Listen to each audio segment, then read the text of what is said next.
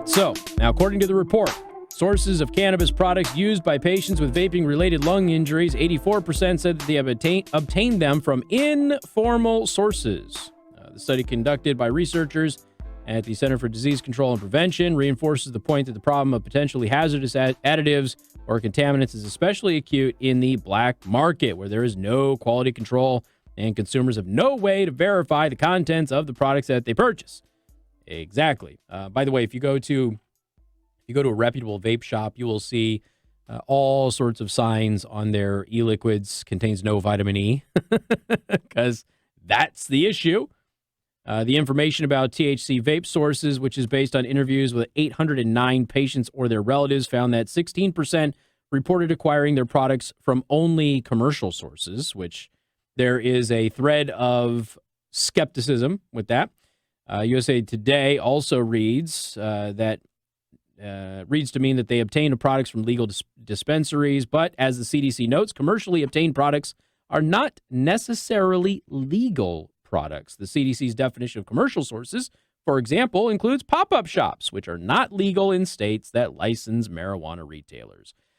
So even if somebody is telling the truth and they believe they got it from a legitimate commercial source, it doesn't mean it was legal. So essentially, when you read down, you dive into this. This is me after months of telling you the real problem with all of this vaping stuff was people who are doing the illegal black market thing, and they started having problems because, well, illegal things made on the street tend to not be the healthiest thing for you. I know, you're shocked by that.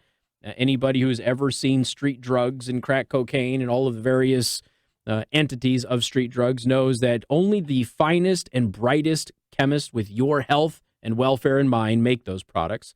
And the same goes for the THC stuff.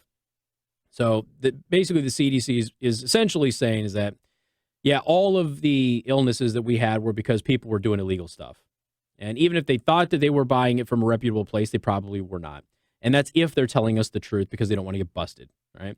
So, like I said, I told you, I know that a lot of people out there didn't want to believe it. There's a lot of folks who don't know what they're talking about this in news media.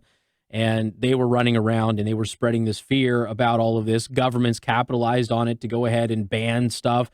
They raised the smoking and vaping age. We just heard the governor talk about it in his State of the State here this week. You know, they've done everything they can to go ahead and really limit the ability of people to be able to go ahead and get off of smoking cigarettes and to be able to have a healthier lifestyle, all on the premise, I believe, of tax revenue and protecting their political contributors. And the vaping lobby is just not as big as tobacco or the drug companies, just not.